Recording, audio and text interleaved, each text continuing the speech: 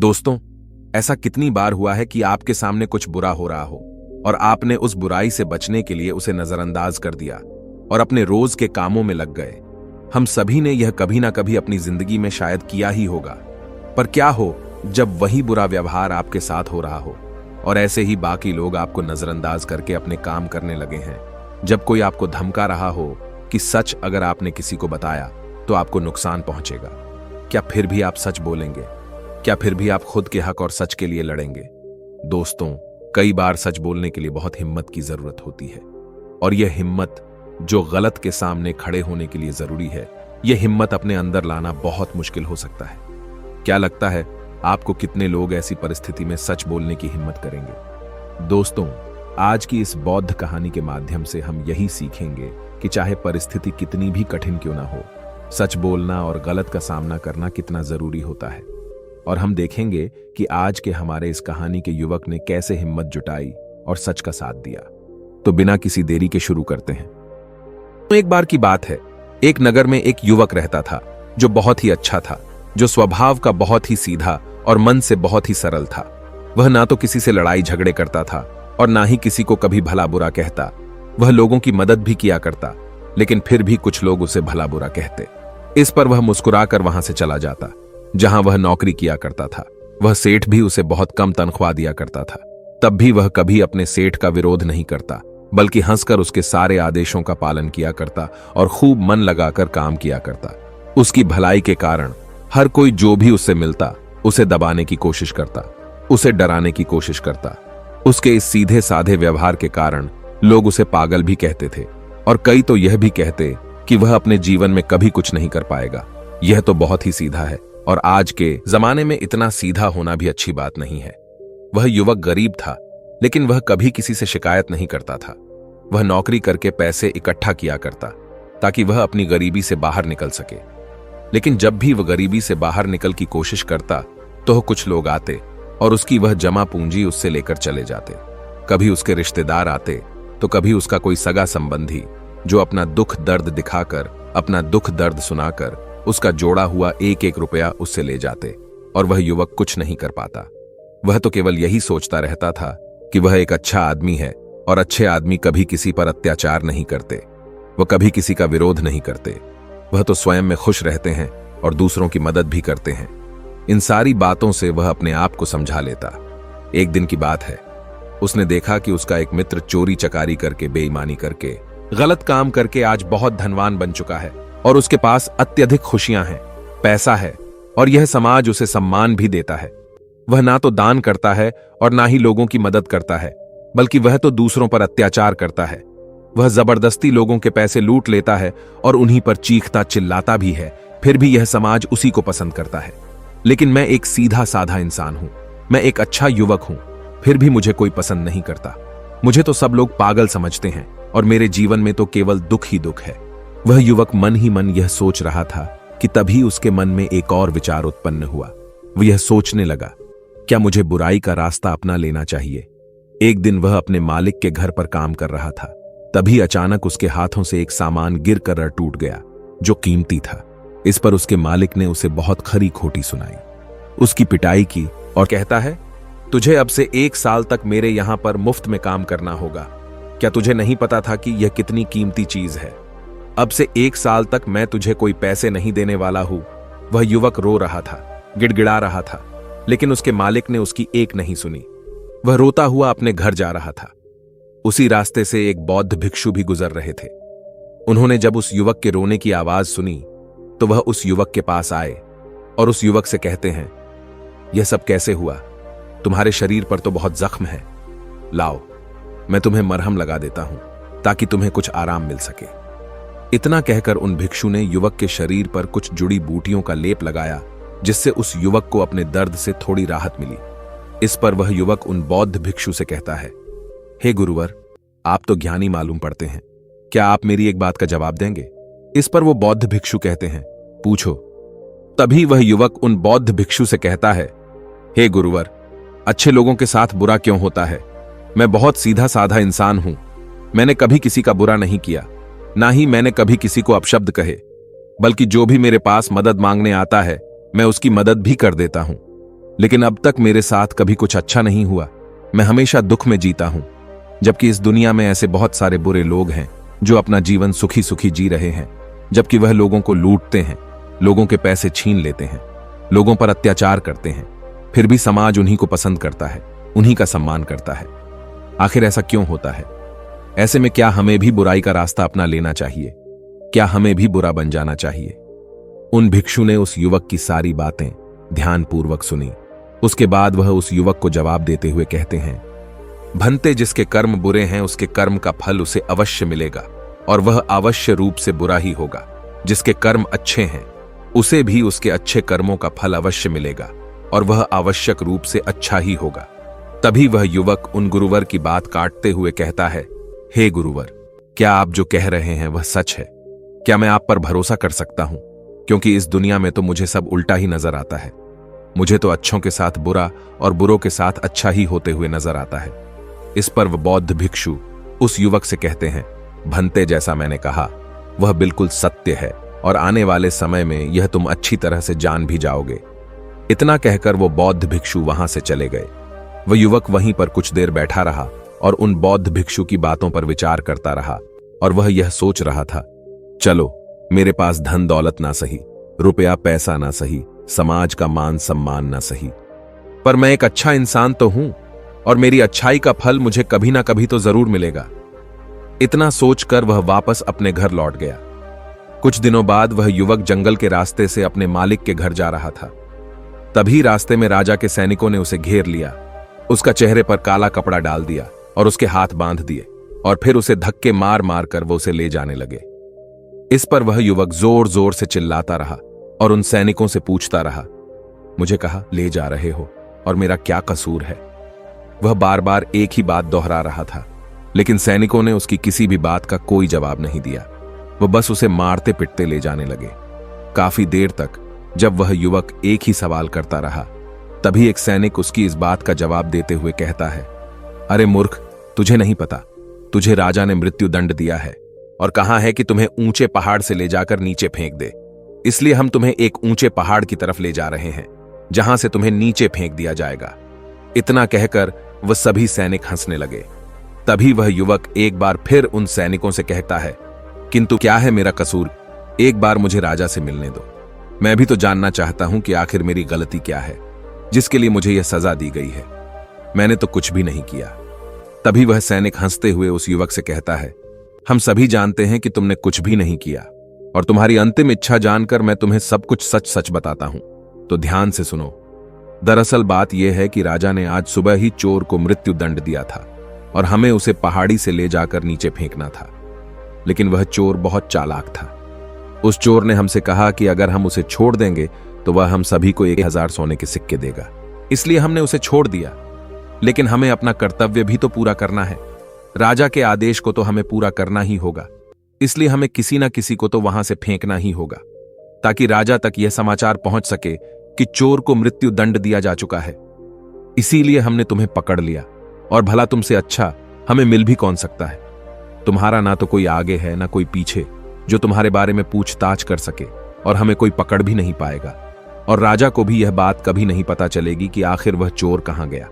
इसलिए ईश्वर का नाम लो और शांति से मृत्यु को प्राप्त हो जाओ। उस सैनिक की यह बात सुनकर वह युवक हैरान रह गया।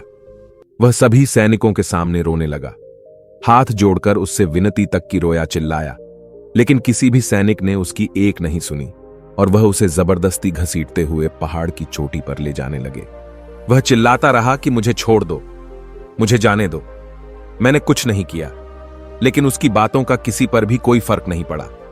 अंत में थक हार कर उस युवक ने उन सैनिकों से कहा, देखो, तुम्हें उस चोर ने 1000 सोने के सिक्के देने का वादा किया है, और अगर तुम मुझे छोड़ दोगे तो मैं तुम सबको 10,000 सोने के सिक्के दूंगा। इस पर एक सैनिक जवाब देते हुए कहता है, अच्छा, तो अब तुम मुझे पागल बनाने की कोशिश कर रहे हो। तुम्हें क्या हम मूर्ख लगते हैं? तुम एक मामूली से अधिकारी हो, और तुम्हारे पास इतना सारा धन कहां से आएगा? इस पर वह युवक उन सैनिकों से कहता है कि तुम मेरे साथ चलो, मैं तुम्हें दिखाता हूं। मेरे पास बहुत धन है, और यदि मेरे पास धन ना मिले तो तुम मुझे एक बार फिर से यहां ला सकते हो, नहीं तो तुम चाहो तो मुझे वहीं मार सकते हो। तुम्हारे पास तो हथियार भी है, और मैं बिना किसी हथियार के तुम सभी का क्या बिगाड़ पाऊंगा। उस युवक की यह बात सुनकर वे सभी सैनिक एक बार के लिए सोच में पड़ गए। उन सभी ने आपस में मिलकर विचार किया और युवक से कहा, ठीक है, हम तुम्हारी बात मान लेते हैं, लेकिन मेरी एक बात याद रखना, यदि हमें धन ना मिला तो हम तुम्हें वहीं पर मार देंगे। चलो हमें दिखाओ वह धन कहां पर है। इस पर वह युवक कहता है, उससे पहले मेरी आंखों से यह काला कपड़ा तो हटाओ, इसके बिना मैं आपको रास्ता कैसे दिखा पाऊंगा। उन सैनिकों ने उस युवक की बात मान ली और उस युवक के सर पर से वह काला कपड़ा हटा दिया गया। उसके बाद वह युवक उन सभी को एक गुफा में ले जाता है। वह युवक उस गुफा से भली भांति परिचित था। वह गुफा देखने में तो बड़ी सीधी सी लगती थी, लेकिन अंदर से वह एक भूल भुलैया थी। जो भी उसके अंदर एक बार चला जाता, वहां से बाहर निकलना उसके लिए नामुमकिन था। वह युवक उन सभी सैनिकों को उस गुफा के अंदर ले जाता है और मौका मिलते ही वह उन्हें धोखा देकर उस गुफा से बाहर की ओर निकल जाता है और वह सभी सैनिक उस गुफा में फंसकर रह जाते हैं। वह युवक डरा हुआ सहमा हुआ तेजी से भागता हुआ जंगल के रास्ते से जा रहा था। उसे डर था कि वह सैनिक उसका पीछा कर रहे हैं। वह यदि उस गुफा से निकल जाएंगे तो वह उसे पकड़ लेंगे, इसीलिए वह तेजी से भागता हुआ जा रहा था। तभी रास्ते में उसे वही बौद्ध भिक्षु दिखाई दिए। तभी वह भागता हुआ उन बौद्ध भिक्षु के पास पहुंचा और वह युवक उन बौद्ध भिक्षु से कहता है कि हे गुरुवर, आपने तो कहा था जिसके बुरे कर्म होते हैं उसे बुरा फल मिलता है और जिसके कर्म अच्छे हैं उसे अच्छा फल मिलेगा। लेकिन आज तो मैंने यह देख भी लिया और जान भी लिया कि जिनके कर्म बुरे होते हैं वही सुखी रहते हैं, और रही बात अच्छे कर्म करने वालों की तो उन्हें तो जिंदगी भर दुख ही भोगना पड़ता है। इसके बाद उस युवक ने अपने ऊपर बीती हुई सारी घटना उन बौद्ध भिक्षु को सुनाई और फिर उन बौद्ध भिक्षु से पूछता है, अब बताइए, मैंने ऐसा कौन सा बुरा कर्म किया जिस कारण आज मुझे मौत की सजा मिल रही थी, और वह भी ऐसा कर्म जो मैंने किया ही नहीं। इस पर वह बौद्ध भिक्षु मुस्कुराते हुए उस युवक से कहते हैं, भंते, तुम्हारे कर्म बुरे ही तो हैं, तभी तो तुम्हें यह सब सहना पड़ रहा है। यह सुन वह युवक थोड़ा सा आश्चर्यचकित हुआ और उन बौद्ध भिक्षु से कहता है, हे गुरुवर, आप ये क्या कह रहे हैं? मैंने कभी किसी का बुरा नहीं किया। मैंने किसी को आज तक अपशब्द तक नहीं कहे, फिर मेरे कर्म बुरे कैसे हो सकते हैं? मैंने तो कोई भी बुरा काम नहीं किया, ना ही मैंने चोरी की, ना ही किसी से बेईमानी की, किसी को सताया तक नहीं, किसी को भला बुरा तक नहीं कहा, फिर मेरे कर्म बुरे कैसे हो सकते हैं? इस पर वो बौद्ध भिक्षु उस युवक से कहते हैं, भंते, अपने हक और अधिकार के लिए ना लड़ना, यह भी तो बुरा कर्म है। जब तुम पर कोई अत्याचार करता है तुम उसका विरोध नहीं करते। क्या यह बुरा कर्म नहीं है किसी का साथ अत्याचार ना करना? लेकिन दूसरों के साथ अत्याचार होते हुए देखकर चुप रहना, यह भी तो बुरा कर्म है। सही होते हुए भी चुपचाप रहना, क्या यह बुरा कर्म नहीं है? हम शक्तिहीन हैं, असहाय हैं, हमारी मदद कौन करेगा, यह समझकर असत्य के सामने बार बार झुक जाना, क्या यह बुरा कर्म नहीं है? बुराई में सुख है, यह देखना भी एक बुरा कर्म ही है। तो अब मैं तुमसे सवाल करता हूं, बताओ मुझे इनमें से कौन सा काम ऐसा है जो तुमने अब तक नहीं किया? उन बौद्ध भिक्षु की यह सारी बातें सुनकर वह युवक स्तब्ध रह गया। उसे कुछ भी समझ नहीं आ रहा था कि वह उन बौद्ध भिक्षु के इस प्रश्न का क्या जवाब दे। काफी देर सोच विचार करने के बाद वह उन बौद्ध भिक्षु से कहता है, हे गुरुवर, आप सत्य कहते हैं, ये सारे कर्म मैंने किए हैं और आप सही हैं। ये सारे बुरे कर्म मेरे द्वारा ही किए गए हैं और मैं अपने आप को हमेशा एक अच्छा इंसान मानता था। मैं हमेशा लोगों की मदद करता था, कभी किसी के सामने आवाज नहीं उठाता था और मुझे लगता था कि मैं एक बहुत ही सीधा, सरल और अच्छा व्यक्ति हूं। लेकिन मैं यह नहीं जानता था कि जाने अनजाने मैं बुरे कर्म कर रहा हूं। आगे वह युवक अपने दोनों हाथ जोड़कर उन गुरुवर से कहता है, हे गुरुवर, अगर यह सारे बुरे कर्म है तो अच्छा कर्म क्या है और अच्छा व्यक्ति कौन होता है? इसका जवाब देते हुए वह बौद्ध भिक्षु उस युवक से कहते हैं, भंते, जो हमेशा सत्य के साथ खड़ा रहता है, जो लोगों की मदद करता है, ईमानदारी से अपना कार्य पूरा करता है, जो विनम्र है लेकिन कमजोर नहीं, जो अपने आप पर गर्व कर सकता है लेकिन अहंकार नहीं, जो बुराई को नहीं सह सकता लेकिन अच्छाई के लिए हमेशा प्रयासरत रहता है, जो आलस्य नहीं करता और अपने जीवन को अपने नियंत्रण में रखता है, जो निडर रहता है। तभी वह युवक उन बौद्ध भिक्षु से कहता है, हे गुरुवर, आपने जो कुछ भी कहा वह एकदम सत्य है, लेकिन आप ही बताइए, भला एक गरीब और कमजोर इंसान किसी के सामने कैसे खड़ा हो सकता है, किसी का विरोध कैसे कर सकता है? इस पर वह बौद्ध भिक्षु उस युवक के इस प्रश्न का जवाब देते हुए कहते हैं, भंत लगता है तुम भूल गए। अभी कुछ देर पहले ही तुमने उन सैनिकों के सामने खड़े होकर अपनी सूझबूझ से अपना जीवन बचाया है। व्यक्ति को हमेशा अपने मन से शक्तिशाली होना चाहिए, क्योंकि यह जीवन हमेशा नहीं रहता। डरते हुए जीवन जीने से अच्छा है निर्भय होकर एक दिन खुलकर जी लो। तभी वह युवक उन गुरुवर से कहता है, हे गुरुवर, आपकी सारी बातें सत्य हैं, लेकिन फिर भी यदि किसी के सर पर मौत मंडरा रही हो तो वह व्यक्ति अपनी जान बचाने के बारे में तो सोचेगा ही, और मैंने भी तो वही किया। लेकिन अब जब मैं आपके सामने खड़ा हूं तो मेरे भीतर वो क्षमता नहीं है, मेरे भीतर वो हिम्मत नहीं है कि मैं किसी का विरोध कर सकूं, किसी के सामने खड़ा हो सकूं। तभी वह बौद्ध भिक्षु मुस्कुराते हुए कहते हैं, तो ठीक है, तुम यहीं पर इंतजार करो। वह सैनिक कभी भी उस गुफा से निकल आएंगे और तुम्हें ढूंढ ही लेंगे, और अवश्य ही वह तुम्हें पकड़कर उस पहाड़ की ऊंचाई से फेंक देंगे और तुम कुछ नहीं कर पाओगे, क्योंकि तुम तो अपने आप को कमजोर समझते हो। तुम अपने आप को एक अच्छा व्यक्ति मानते हो, क्योंकि तुम किसी को सताते नहीं। लोग भले ही तुम्हें सता सकते हैं, और वह इसलिए क्योंकि तुम लोगों की सहानुभूति चाहते हो। आगे बौद्ध भिक्षु उस युवक से कहते हैं, बेटा, मेरी एक बात हमेशा याद रखना, हमें मजबूत होना चाहिए, सहानुभूति का भूखा नहीं। और यह बात सुना सुनाकर अगर तुम लोगों से सहानुभूति मांगोगे तो तुम्हें सहानुभूति तो बहुत मिलेगी, लेकिन न्याय कभी नहीं मिल पाएगा। और न्याय लेना, न्याय के लिए ना लड़ना, अपने ऊपर अन्याय करने जैसा होता है। तभी वह युवक उन बौद्ध भिक्षु से कहता है, हे गुरुवर, आप जो कह रहे हैं वह सत्य है, लेकिन मैं न्याय मांगने किसके पास जाऊं, कौन मेरी सुनेगा। इस पर वह बौद्ध भिक्षु जवाब देते हुए कहते हैं, बेटा, तुम राजमहल जा सकते हो और राजा के सामने न्याय की गुहार लगा सकते हो। इस पर वह युवक डरते हुए उन बौद्ध भिक्षु से कहता है, नहीं नहीं गुरुवर, भला राजा के सामने मैं कैसे खड़ा हो पाऊंगा, उनके सामने मेरी क्या औकात। मुझ में इतनी हिम्मत नहीं कि मैं राजा के सामने जाकर खड़ा हो पाऊं। यदि उन्हें क्रोध आ गया तो वो मुझे मृत्यु दंड दे देंगे। तभी वह बौद्ध भिक्षु मुस्कुराते हुए उस युवक से कहते हैं, बेटा, तुम्हें मृत्यु दंड तो मिल ही चुका है। भले वो राजा ने ना दिया हो, लेकिन सैनिकों ने तो तुम्हें मृत्यु दंड दे ही दिया है। इतना कहकर वह बौद्ध भिक्षु वहां से अपने मार्ग में आगे की ओर चल पड़े। वह युवक वहीं पर खड़े खड़े उन बौद्ध भिक्षु की बातों पर विचार कर रहा था, और फिर तभी अचानक उसे किसी के आने की आवाज सुनाई दी। वह चुपचाप उन झाड़ियों में जाकर छुप गया। रात होने को थी, जिस कारण उन झाड़ियों में किसी को कोई नजर नहीं आई। उस युवक ने रात भर वही गुजारी, और वह रात भर केवल यही सोचता रहा कि आखिर वह क्या करे। क्या वह अपना जीवन डर के जिए, या फिर वह वैसे ही बुरा बन जाए जैसे उसके मित्र बन चुके हैं, तब शायद वह अपने प्राण बचा सके। आखिरकार काफी देर सोच विचार करने के बाद उसने यह तय किया कि वह एक अच्छा आदमी बनकर ही रहेगा। अगले दिन सुबह सुबह उसने हिम्मत की और राज दरबार पहुंचा। राज दरबार पहुंचकर उसने राजा से न्याय की गुहार लगाई। दरबार लगा और उस युवक को दरबार में पेश किया गया। राजा ने उस युवक से पूछा, कहो, क्या तकलीफ है, किसने तुम पर अत्याचार किया।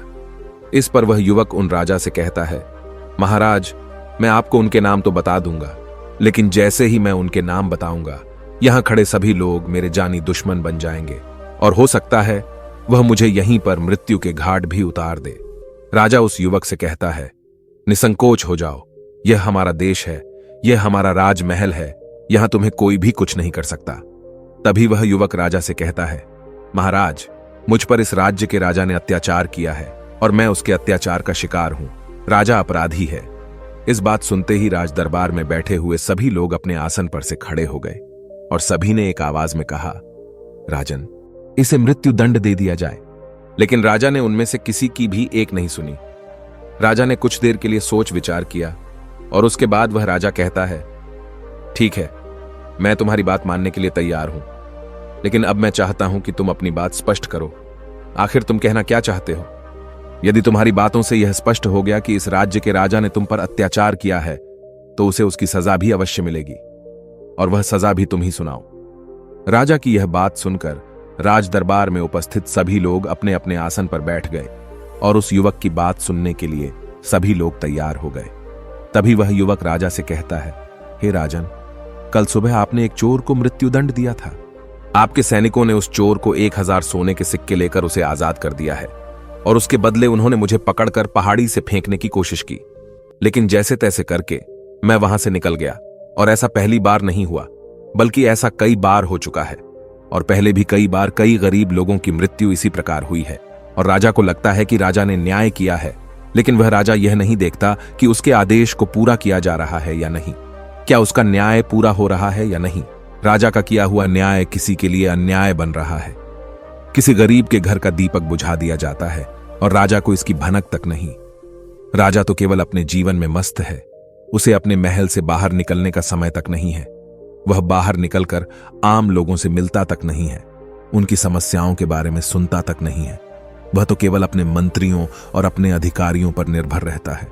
हे राजन, मेरा राजा तो मुझसे कभी मिला तक नहीं, तो मुझसे बहुत दूर है और मेरी आवाज भी उस तक कभी नहीं पहुंचती। अगर मैं बाहर खड़े उन पहरेदार को कुछ रुपए पैसे देकर अंदर ना आता, उस आदमी की यह बात सुनकर राज दरबार में उपस्थित सभी लोग आश्चर्यचकित रह गए। राजा भी यह बात सुनकर बड़ा अचंभित था। तभी राजा ने मंत्री को आदेश दिया और कहा कि सत्य का पता लगाया जाए। मंत्री ने तुरंत ही राजा के आदेश का पालन किया और गुप्तचरों से पता किया कि आखिर यह जो युवक कह रहा है उसमें कितनी सच्चाई है। कुछ घंटों के बाद मंत्री को यह बात पता चल गई कि जो युवक कह रहा है वह बिल्कुल सत्य है, और उसने यह बात आकर राजा को बताई। मंत्री राजा से कहता है, हे राजन, यह युवक जो कह रहा है वह बिल्कुल 100% सत्य है। जिस चोर को आपने कल मृत्यु दंड दिया था, वह चोर तो बाहर घूम रहा था और हमने उसे एक बार फिर से पकड़ लिया है, और उसने यह कबूल भी लिया है कि उसी ने सैनिकों को धन दिया था ताकि वह उसे जाने दे, और जिन सैनिकों ने वह धन लिया था हमने उन सैनिकों को भी गिरफ्तार कर लिया है।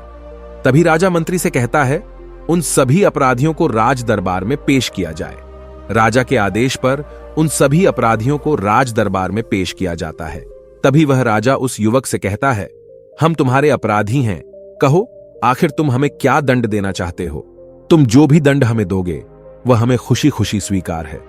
इस पर वह युवक राजा से कहता है, हे राजन, आप इस राज्य के राजा हैं, दंड तो आप ही दे सकते हैं, हम तो केवल निवेदन कर सकते हैं।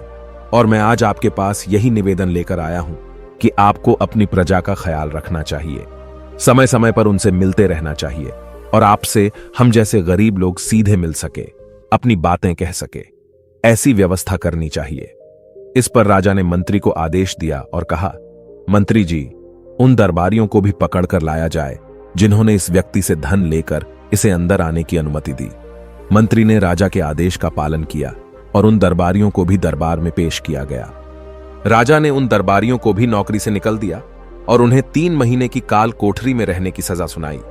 आगे जाकर राजा उस युवक से कहता है, मैंने तुम्हारे जैसा निर्भय व्यक्ति आज तक नहीं देखा। तुम ईमानदार भी हो, सच्चे भी हो, और तुम जैसे व्यक्तियों की हमारे समाज में बहुत आवश्यकता है। मुझ जैसे राजा को भी आज तुमने आईना दिखा दिया है। आगे वह राजा उस युवक से कहता है, इसलिए आज से मैं तुम्हें इस राज्य का मुख्यमंत्री घोषित करता हूं। इस पर वह युवक कहता है, नहीं नहीं महाराज, मैं तो बस अपनी बिनती यहां पर लेकर आया था, आपने मेरी बात सुनी, बस इसी में मैं खुश हूं। इतना कहकर उस युवक ने राजा को प्रणाम किया और वापस अपने घर लौट गया। देखते ही देखते उस युवक का नाम पूरे राज्य में फैल गया। सब उसे जानने लगे, उसे पहचानने लगे, और वह व्यक्ति केवल एक ही बात कहता था, अच्छे कर्मों का फल हमेशा अच्छा ही होता है। बस हमें बुराइयों से नहीं डरना चाहिए, हमें तो बिना डरे सच का सामना करना है। दोस्तों, इस कहानी के माध्यम से मुझे उम्मीद है कि आपको यह समझ में आ चुका होगा कि अच्छा होना क्या होता है और एक सच्चा व्यक्ति कैसे बनता है। यदि आप भी अपने आप को एक अच्छा और सच्चा व्यक्ति मानते हैं और आपको लगता है कि आप भीतर से अच्छे हैं और आपके साथ बुरा हो रहा है, तो उस बुराई का कारण कौन है, उस तकलीफ का कारण कौन है, यह आपको अच्छी तरह से पता चल चुका होगा। इसलिए खुद को कमजोर और असहाय न माने, अपने लिए लड़ना सीखे, अपने आप को भीतर से मजबूत बनाए, अपने मन को कठोर बनाए, ताकि आप उन परिस्थितियों और लोगों का सामना कर सके जो आपका फायदा उठाने की कोशिश करते हैं, क्योंकि बुरा ही सहना भी एक बुरा कर्म ही है। दोस्तों, आपने आज के इस वीडियो से क्या सीखा वह मुझे आप कमेंट में बता सकते हैं। इसी के साथ में उम्मीद है कि आपको आज की वीडियो पसंद आई होगी, तो इस वीडियो को उस इंसान को शेयर करें जिससे यह कहानी सुनने की जरूरत है, और उसी के ठीक बाद चैनल को सब्सक्राइब करें। तो चलिए फिर मिलते हैं ऐसी एक और नई वीडियो में एक नए मैसेज के साथ। तब तक के लिए अपना ख्याल रखें। धन्यवाद और नमो बुद्धाय।